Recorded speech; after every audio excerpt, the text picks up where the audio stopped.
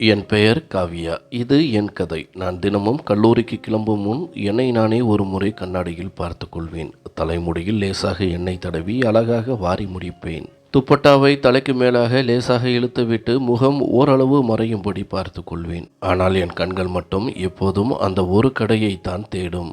அந்த கடையில் கார்த்திக் அமர்ந்திருப்பான். நான் அவன் கடை முன்னால் நடந்து செல்லும்போது இந்த உலகமே அப்படியே நின்று விட்டது போலவும், அவன் முகம் மட்டுமே என் முன்னால் இருப்பது போலவும் ஒரு உணர்வு தோன்றும். அவன் கடை பார்க்கவே அவ்வளவு அழகாக இருக்கும். கம்ப்யூட்டர் சாதனங்கள், விதவிதமான மொபைல் போன்கள் என எல்லாம் அடுக்கி வைக்கப்பட்டிருக்கும். கடையில் தொங்கும் அந்த வண்ணமயமான மொபைல் கவர்கள் எப்போதும் என் கவனத்தை ஈர்க்கும்.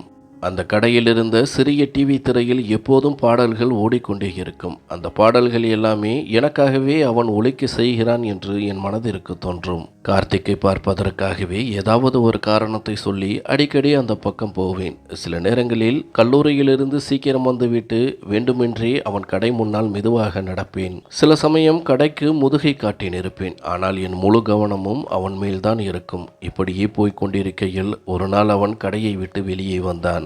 அவன் கையில் ஒரு துண்டு சீட்டு இருந்தது. அதை என்னிடம் நீட்டி, தவறாக நினைக்கவில்லை என்றால் இது என் ஃபோன் நம்பர் என்று சொன்னான். நான் ஒன்றும் பேசாமல் தலையை மட்டும் அசைத்துவிட்டு அந்த சீட்டை வாங்கி கொண்டு அங்கிருந்து வேகமாக கிளம்பினேன். அன்று என் இதயம் துடித்த வேகம் எனக்கே கேட்டது. வீட்டிற்கு வந்ததும் அதையே நினைத்து கொண்டிருந்தேன். இதற்கு முன் நான் எந்த ஆணிடமும் இப்படி பழகியதில்லை. கார்த்திக்கின் நம்பர் என் கையில் இருந்ததால் அன்று இரவு எனக்கு தூக்கமே வரவில்லை. கடைசியில் தைரியத்தை வரவழைத்து கொண்டு அவனுக்கு மெசேஜ் அனுப்பினேன். அவன் உடனே பதில் அனுப்பினான். நான் ரொம்ப நாளாக உன்னை கவனிச்சுக்கிட்டு இருக்கேன் காவியா. என் மனசில் உனக்குன்னு ஒரு தனி இடம் இருக்கு. நீ மற்ற பொண்ணுங்க மாதிரி இல்லை.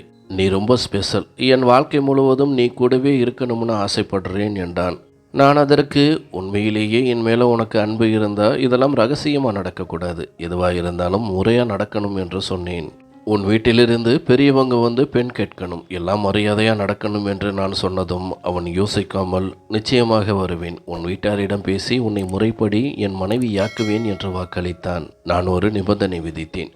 உன் வீட்டார் வரும்போது நமக்கு ஏற்கனவே ஒருவருக்கொருவர் தெரியும் என்று யாருக்கும் சந்தேகம் வரக்கூடாது, எல்லாம் பெரியவங்க பார்த்த சம்பந்தம் மாதிரி தான் நடக்கணும் என்றேன். அவன் சிரித்து கொண்டே, நீ எதை பற்றியும் கவலைப்படாதே, நான் எல்லாவற்றையும் கச்சிதமாக பார்த்துக்கிறேன், நீயே ஆச்சரியப்படுகிற மாதிரி எல்லாம் நடக்கும் என்றான். இப்படித்தான் எங்கள் காதலின் அடுத்த கட்டம் தொடங்கியது.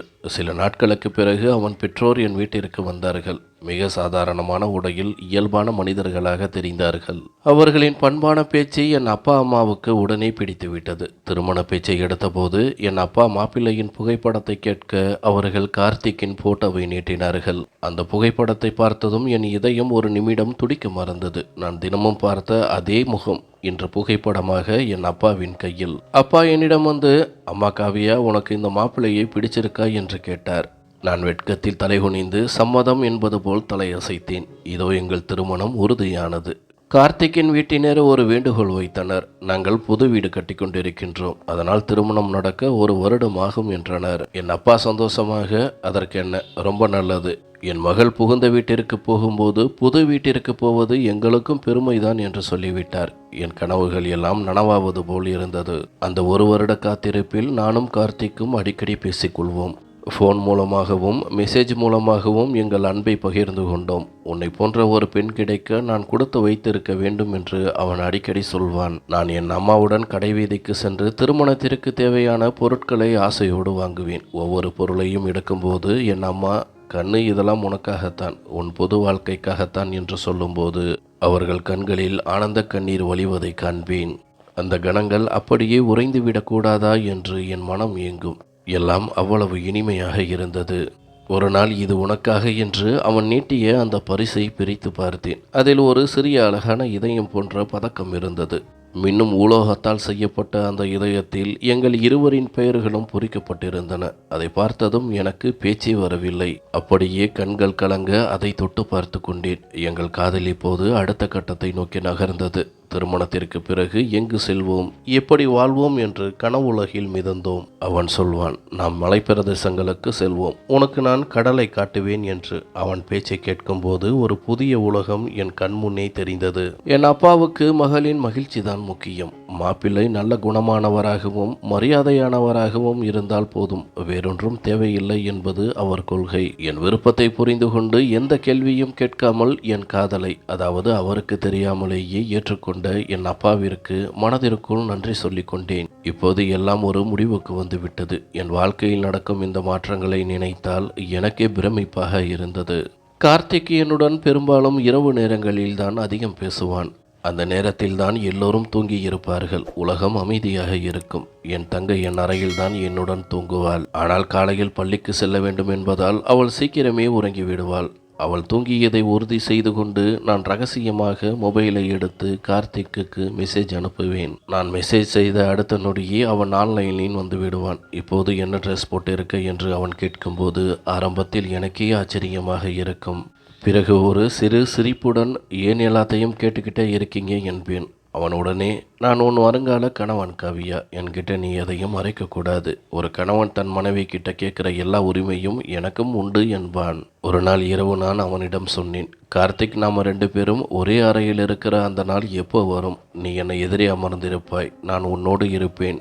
நீ என் தலைமுடியை மெல்ல வருடி விடுவாய், நான் உன் தோளில் தலை சாய்ந்து அப்படியே தூங்கி விடுவேன் என்ற என் பேச்சை கேட்டு அவன், அந்த நேரத்திற்காக எதுக்கு காத்துக்கிட்டு இருக்கணும், அது இப்பவே வரலாம். நீ ஆசைப்பட்டால் கல்யாணத்துக்கு அப்புறம் நடக்க போற அந்த அழகான உணர்வுகளை இப்பவே நான் உனக்கு அனுபவிக்க வைக்க முடியும் என்றான். அவன் என்ன சொல்ல வருகிறான் என்று புரியாமல் நான் திகைத்தேன். அது எப்படி முடியும் என்று கேட்டேன். அவன் சொன்னான், நாம் கற்பனையிலேயே வாழ்ந்து பேசுவோம். நமக்கு கல்யாணம் ஆயிடுச்சுன்னு நினச்சிக்கோ. இது நம்ம முதல் இரவு. நீ என் முன்னாடி உட்கார்ந்திருக்க. இப்போ நீ என்ன சொல்லுவ? முதலில் நான் கொஞ்சம் வெட்கப்பட்டு, இல்லை கார்த்திக், இதெல்லாம் சரியில்லை என்றேன். அவன் மெல்ல சிரித்துவிட்டு, காவியா, நீ என் வருங்கால மனைவி. ஒரு நாள் இதெல்லாம் நிஜமா நடக்கத்தான் போகுது. அப்படி இருக்கும்போது இப்போ இதை பற்றி பேசுறதுல என்ன தப்பு? நான் உன்னை அவ்வளவு நேசிக்கிறேன். உன்கிட்ட இருந்து எதையும் மறைக்கவோ விலகி இருக்கவோ எனக்கு விருப்பம் இல்லை. ஒரு மனைவி தன் கணவனுக்கு பதில் சொல்ற மாதிரி என் கேள்விகளுக்கு பதில் சொல்லு என்றான். அவன் சொல்லும் வார்த்தைகள் எனக்குள் ஒரு விசித்திரமான கிளர்ச்சியை உண்டாக்கும். இதயம் படபடவென அடித்துக்கொள்ளும். ஏதோ ஒரு ரகசிய உலகிற்குள் நான் நுழைந்து விட்டது போல் உணர்வேன். பிறகு நாங்கள் இருவரும் கற்பனை உலகில் பேச ஆரம்பித்தோம். அவன் சொல்வான், இதோ நான் அறைக்குள் வந்து விட்டேன். நீ படுக்கையில் அமர்ந்திருக்கிறாய். என்னை பார்த்து வெட்கப்படுகிறாய். நான் உன்னிடம் சொல்கிறேன், காவியா, நீ ரொம்ப அழகா இருக்க. உன் கண்களில் ஒரு மின்னல் தெரியுது. உன் உதடுகள் லேசா நடுங்குது. உன் கைகளும் நடுங்குது. நான் உன்னருகே நெருங்கி வர்றேன். இப்போ நீ என்ன செய்வ? நான் சிறிது நேரம் யோசித்து விட்டு மெல்ல பதில் சொல்வேன். நான் அப்படியே என் பார்வையை தரைக்கு தாழ்த்தி கொள்வேன். பிறகு அவன் தொடர்வான், நான் உன் கையை மெல்ல பிடிக்கின்றேன். இன்றைய இரவு நமக்கானது. நம்ம இருவருக்கும் மட்டும்தான் அப்படின்னு உன் காதலை சொல்கிறேன். நீ என்கிட்ட ஏதோ சொல்ல வர, ஆனால் உனக்கு வார்த்தை வரலை. அந்த பேச்சுக்களில் என்ன மாயம் இருந்ததோ தெரியவில்லை. அதில் ஒரு சுகம் கிடைக்க தொடங்கியது. அந்த உரையாடல்கள் முடியவே கூடாது என்று என் மனம் ஏங்கும். அந்த இரவு விடியவே கூடாது. எப்படியே அவன் பேச்சை கேட்டுக்கொண்டே இருக்க வேண்டும் என்று தோன்றும். அவன் ஒவ்வொரு வார்த்தையையும் அவ்வளவு ரசித்து பேசுவான். என் மூச்சுக்காற்றின் சத்தம் கூட அவனுக்கு முக்கியமாக தெரிந்தது. ஒரு நாள் அவன் சொன்னான், காவியா, உன்மேலே எனக்கு முழு உரிமை இருக்குன்னு உனக்கு தெரியுமா? நீ ஏற்கனவே என்னோட இணைந்து விட்டாய். அதனால் நான் எதை கேட்டாலும் நீ தயங்கக்கூடாது. நான் ஏதாவது சொன்னால் நீ கோபப்படக்கூடாது. நானும் அதற்கு ஆமாம் கார்த்திக், எனக்கும் தெரியும், ஏன்னா நீதான் என் கணவன் என்றேன். அதன் பிறகு அவன் மெல்ல மெல்ல கேட்க ஆரம்பித்தான், உன் உடம்புல எந்த ட்ரெஸ் எப்படி இருக்கும்? உனக்கு எந்த நிறம் ரொம்ப பிடிக்கும்? அவன் ஏன் இதையெல்லாம் கேட்கிறான் என்று முதலில் யோசித்தாலும் பிறகு நானே சமாதானம் அடைவேன். காதலிப்பவன் தன் காதலியை பற்றி முழுமையாக தெரிந்து கொள்ள ஆசைப்படுவது இயற்கைதானே. ஒரு நாள் நாங்கள் பேசிக்கொண்டே கற்பனை உலகில் மிகவும் தூரம் சென்று விட்டோம். என் வாழ்க்கையில் யாரிடமும் பகிராத ரகசியங்களை, என் வெட்கம், தயக்கம் என அனைத்தையும் அவன் காலடியில் வைத்து விட்டேன். அவன் மீண்டும் மீண்டும் சொல்வான், காவியா, நீ என் சொத்து. உன்மேல எனக்குத்தான் முழு உரிமை.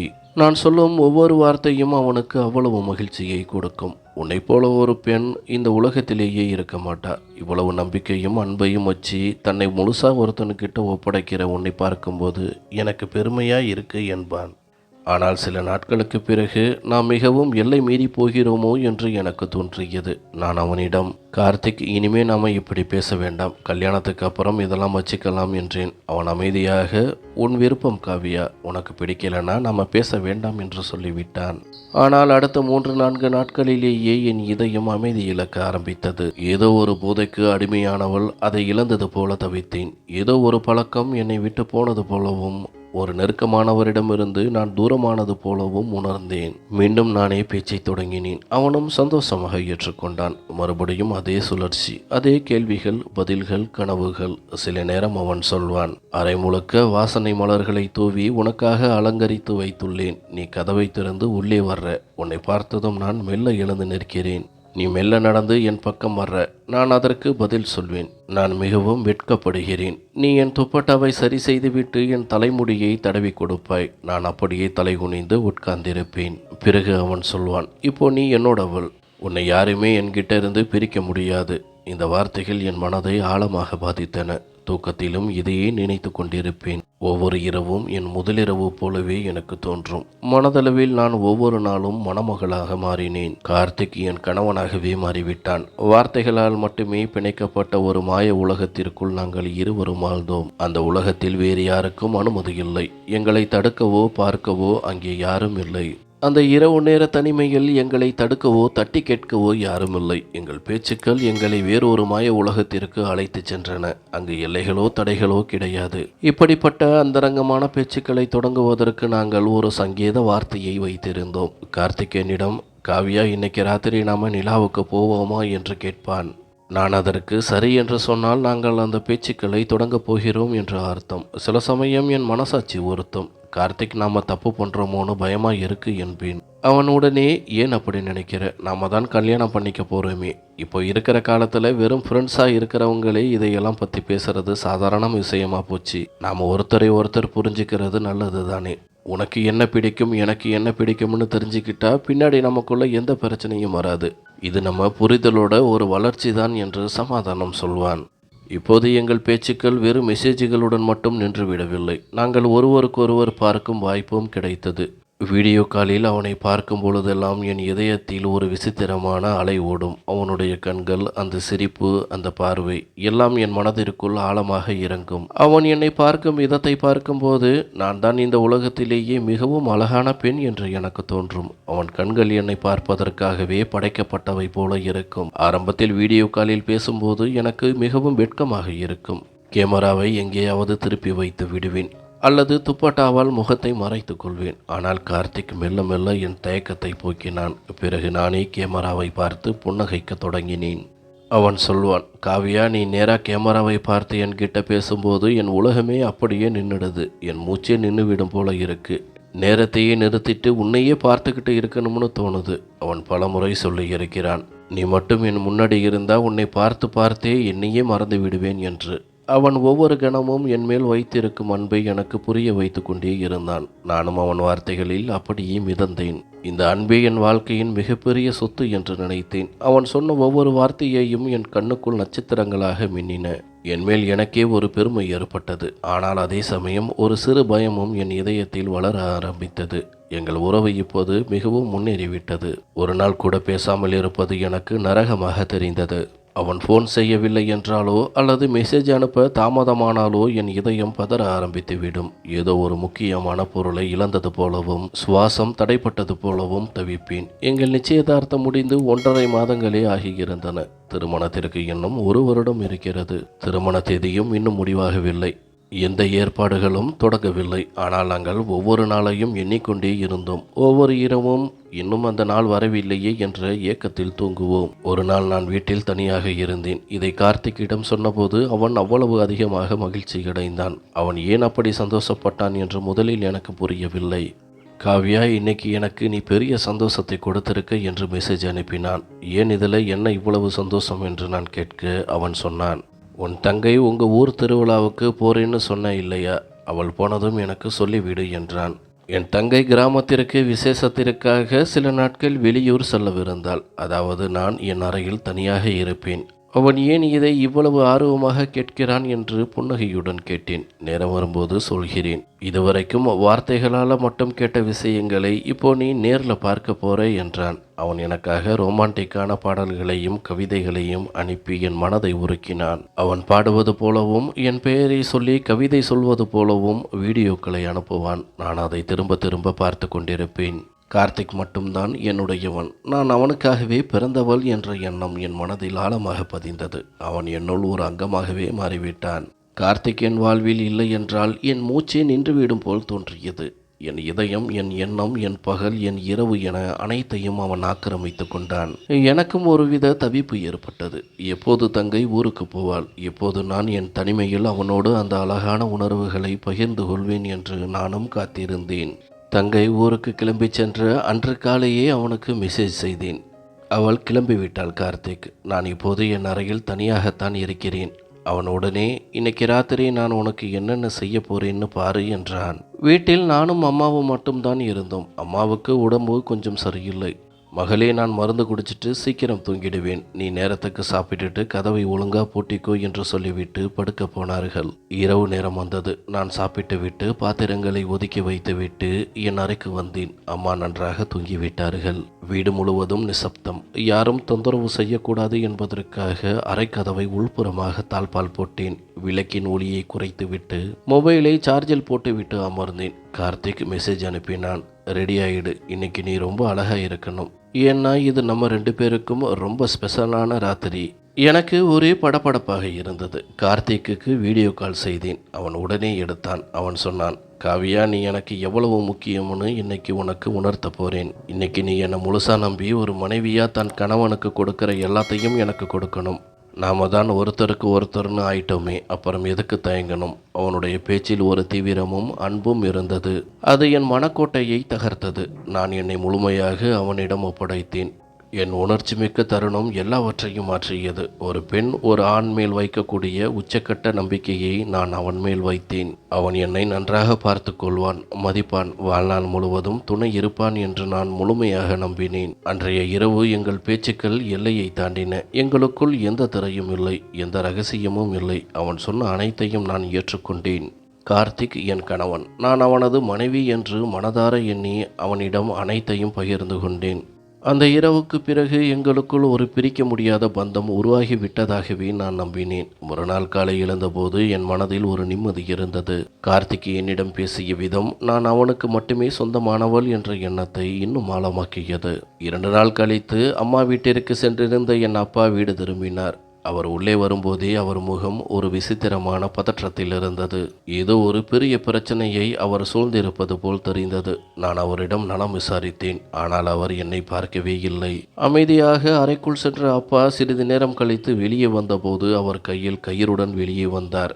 நான் அதிர்ச்சியில் உறைந்து நின்றேன். அவர் எதற்கோ தயாராவது போல் தெரிந்தது. அவர் கண்களில் நான் இதுவரை பார்த்திராத ஒரு கோபமும் ஆவேசமும் தெரிந்தது. அவர் கத்தினார், எல்லாவற்றையும் அழித்து விட்டாயே, எங்கள் மானத்தை மண்ணாக்கி விட்டாயே, குடும்ப கௌரவத்தை நீயே குழி தோண்டி விட்டாய். இன்று உன்னை உயிரோடு விடமாட்டேன். என் காதுகளில் யாரோ காய்ச்சிய ஈயத்தை ஊற்றியது போல் இருந்தது. சமையல் அறையிலிருந்து அலறி அடித்து கொண்டு ஓடி வந்த அம்மா, என்ன நடக்கிறது, ஏன் இப்படி செய்கிறீர்கள் என்று கேட்டார்.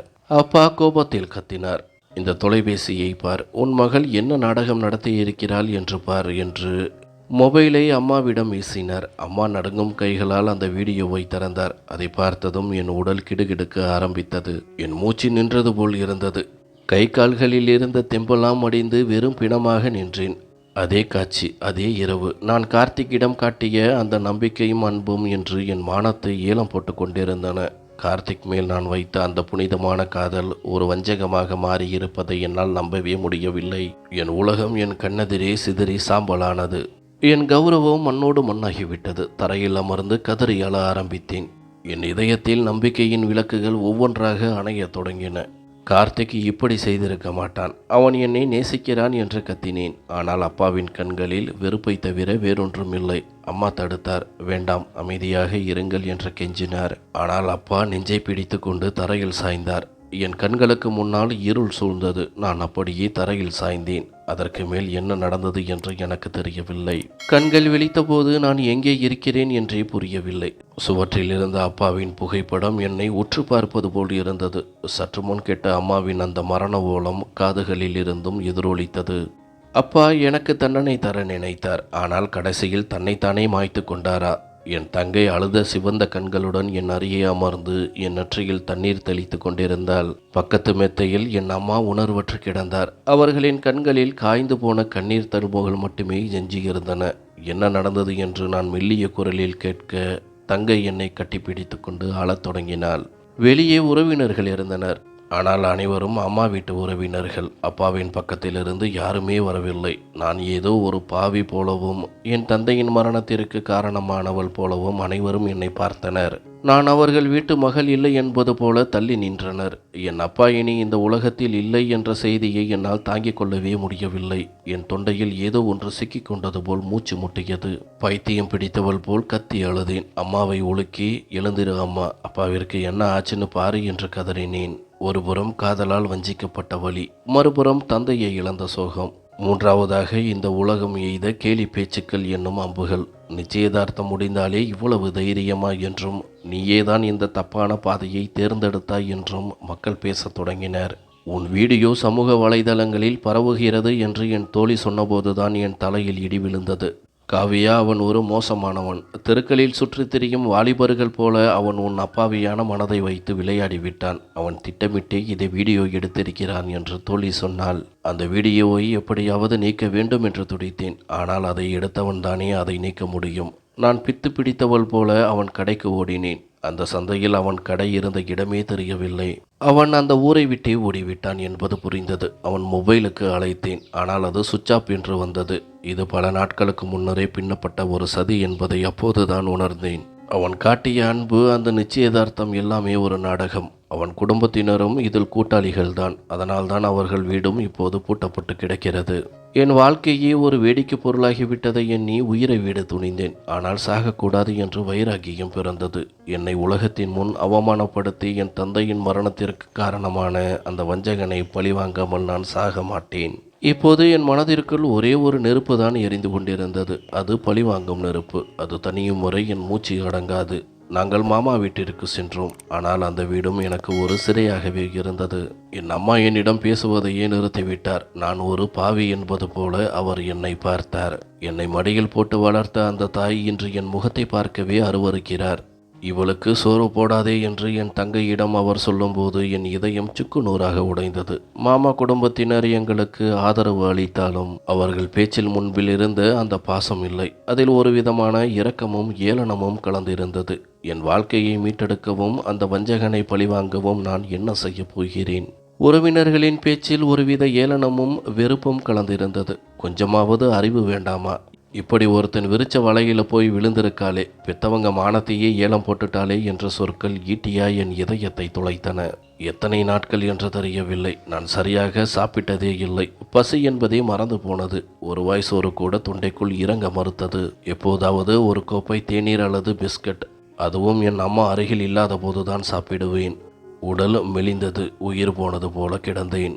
ஒரு நாள் என் தங்கை என்னை தாங்கி பிடித்து கொண்டு மருத்துவமனைக்கு அழைத்து சென்றாள். என்னை பரிசோதித்த டாக்டர், இந்த பொண்ணு உடம்புல சுத்தமாக ரத்தமே இல்லை, கடுமையான இரத்த சோகை ஏற்பட்டிருக்கு, மன அழுத்தம் இவளை முழுசா அழிச்சுக்கிட்டு இருக்கு, இல்லை என்றால் இந்த வயசுல இப்படி ஒரு நிலைமை யாருக்கும் வராது என்று வருத்தப்பட்டார். நான் மெல்ல மெல்ல செத்து கொண்டிருப்பதாகவே உணர்ந்தேன்.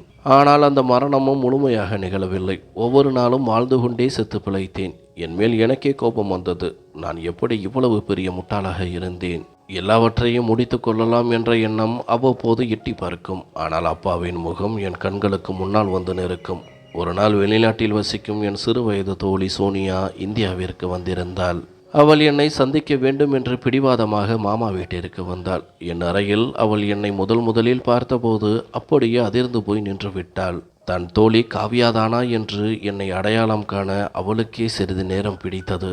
காவியா, என்ன ஆச்சு உனக்கு? உன் கண்ணமெல்லாம் ஒட்டி போய் கண்கள் உள்ளே இறங்கி எலும்பும் தோளுமாய் இப்படி இருக்கிறாயே என்று கதறினாள். நான் அமைதியாக இருந்தேன். என் மௌனமே அவளுக்கு எல்லாவற்றையும் புரிய வைத்தது. அவள் என் கைகளை பிடித்து கொண்டு, உனக்கு என்ன நடந்ததுன்னு சொல்லு, நான் உன் தோழி இல்லையா என்று கேட்டபோது உடைந்து அழுதேன். யாரிடமும் சொல்லாத அந்த இரகசிய கதையை அவளிடம் கொட்டினேன். என் கதையை கேட்ட சோனியா சில நிமிடம் திகைத்து போனாள். பிறகு ஆக்ரோஷமாக சொன்னாள், நீ என்ன பைத்தியமா? சைபர் கிரைம் போலீஸுக்கிட்ட போயிருக்க வேண்டாமா? அதற்கு நான், போலீஸுக்கிட்ட போனால் விஷயம் வெளியில் வரும், அம்மாவுக்கு இதில் இஷ்டமே இல்லை, காலம் போனால் எல்லாம் சரியாகும்னு அம்மா நினைக்கிறாங்க என்றேன். ஆனால் சோனியா அதை ஏற்கவில்லை. காலம் எதையும் சரி செய்யாது காவியா. அந்த பொறுக்கியை நீ இப்படியே விட்டுட்டா அவன் இன்னும் எத்தனை பெண்களோட வாழ்க்கையை அளிப்பான். நீ அவனுக்கு எதிராக நிற்கணும் என்றால். அவன் என் ஃபோன் நம்பரை பிளாக் பண்ணிட்டான் சோனியா. என்னால் அவனை தொடர்பு கொள்ளவே முடியலை என்று ஆற்றாமையுடன் சொன்னேன். நீ எதற்கும் கவலைப்படாதே. அந்த பையனோட நம்பரை என்கிட்ட கொடு, மற்றதை நான் பார்த்துக்கிறேன். அந்த வீடியோவை அளிப்பேன், அவனை சிறைக்கும் அனுப்புவேன் என்று சோனியா உறுதியளித்தாள். செத்து போயிருந்த என் மனதிற்குள் முதல் முறையாக ஒரு சிறு நம்பிக்கை துளிர்த்தது. கார்த்திக்கின் நம்பரை அவளிடம் கொடுத்தேன். சோனியா அவனை தேடி புறப்பட்டாள். அவள் ஒரு திட்டம் தந்திரமாக தீட்டினாள். கார்த்திக்கு தினமும் ஃபோன் செய்து தானும் ஒரு ஏமாந்த பெண் போல அவனிடம் நெருக்கமாக பேச ஆரம்பித்தாள். கார்த்திக் வழக்கம் போல தன் வேலையை காட்டினான். சோனியாவின் பேச்சில் மயங்கிய அவன் அவளை நேரில் சந்திக்க அழைத்தான். சோனியாவும் சம்மதித்தாள். கார்த்திக் தன் நண்பனின் ஒரு காலி வீட்டில் தங்கியிருந்தான். சோனியா அங்கே சென்றாள். கார்த்திக் அவளுக்கு பலசாறு தயார் செய்தான். அவன் கவனத்தை திசை திருப்பிவிட்டு சோனியா தான் மறைத்து வைத்திருந்த தூக்க மாத்திரையை அவனது கிளாஸில் கலந்து விட்டாள். அதை அருந்திய சிறிது நேரத்திலேயே கார்த்திக் மயக்க நிலைக்கு சென்றான். சோனியா அறையிலிருந்த லேப்டாப்பை திறந்து சோதித்தாள். அங்கே ஒரு ஃபோல்டரில் என் வீடியோ இருந்தது. அது மட்டுமின்றி இன்னும் பல பெண்களின் வீடியோக்கள், புகைப்படங்கள், போலியான ஃபேஸ்புக் கணக்குகள் என அடுக்கடுக்கான ஆதாரங்கள் இருந்தன. சோனியா அவை அனைத்தையும் தன் மொபைலில் வீடியோ எடுத்துக்கொண்டாள். பிறகு ஆன்லைனில் அந்த வீடியோக்கள் பதிவேற்றப்பட்டிருந்த அந்த தளத்தையே முழுமையாக நீக்கினாள். உடனே காவல்துறைக்கும் தகவல் கொடுத்தாள். போலீசார் வந்து கார்த்திக்கை கைது செய்தனர். சைபர் கிரைம் அதிகாரிகள் கார்த்திக்கின் கம்ப்யூட்டரையும் மொபைலையும் கைப்பற்றினர். சோனியா கொடுத்த ஆதாரங்கள் அவன் செய்த அத்தனை குற்றங்களையும் உறுதிப்படுத்தின. அவன் அன்பின் பெயரில் பெண்களை ஏமாற்றி வீடியோ எடுத்து பிளாக்மெயில் செய்ததை காவல்துறை கண்டுபிடித்தது. இதை கேட்டபோது என் மனதிற்குள் ஒரு அமைதி உண்டானது. என்னைப் போலவே பாதிக்கப்பட்ட பல பெண்களுக்கு இன்று நீதி கிடைத்திருக்கிறது. கார்த்திக் சிறை சென்று விட்டான். என் வீடியோக்கள் இணையத்திலிருந்து முழுமையாக நீக்கப்பட்டு விட்டன என்று சோனியா சொன்னபோது நான் அழுதேன். ஆனால் அது சந்தோஷ கண்ணீர் அல்ல. என் வாழ்வில் ஆறாத வடுவாக மாறிய அந்த பழைய நினைவுகளின் கண்ணீர். என் அப்பா இல்லை. என் அம்மா என் முகத்தை பார்க்கவே வெறுக்கிறார். உறவினர்கள் எங்களை ஊரை விட்டே ஒதுக்கி வைத்தனர். இனி உன்னை யார் கல்யாணம் பண்ணிப்பா என்று கேட்ட ஒவ்வொரு வார்த்தையும் என்னை சிதைத்தது. சோனியா எனக்கு ஒரு புதிய வாழ்க்கையை காட்டினாள். அவள் என்னை தன்னுடன் வெளிநாட்டிற்கு வரும்படி அழைத்தாள். அங்கே அவளுடைய உறவினர் ஒருவரை எனக்கு அறிமுகம் செய்தாள். அவர் ஒரு நல்ல மனிதர். என் கடந்த காலத்தை முழுமையாக அறியாவிட்டாலும் சோனியாவின் பரிந்துரையின் பேரில் என்னை மணக்க சம்மதித்தார். எளிமையாக திருமணம் நடந்தது. நான் என் கணவருடன் வெளிநாட்டிற்கு புறப்பட்டேன். அம்மா என்னை வழி அனுப்பிய விதம் தன் தலையிலிருந்து ஒரு பாரம் இறங்கியது போல்தான் இருந்தது. எந்த பாசமும் இல்லை. ஒரு அமைதியான பார்வை மட்டுமே மிச்சமிருந்தது. இன்று நான் வெளிநாட்டில் வசதியாகவும் நிம்மதியாகவும் வாழ்கிறேன். ஆனாலும் என் மனதில் ஒரு மூலையில் அந்த வலி இன்னும் அப்படியே இருக்கிறது. தூக்கத்தில் கூட என் அப்பாவின் முகம் வந்து என்னை தட்டி எழுப்பும். என் உலகம் சுக்குநூறாக உடைந்து போன அந்த தருணம் எதையும் என்னால் மறக்க முடியவில்லை. என் ஒரே ஒரு தவறான முடிவு எத்தனை உயிர்களை பறித்தது, எத்தனை உறவுகளை சிதைத்தது என்பதை நினைக்கும்போது இன்றும் என் கண்கள் கலங்கும்.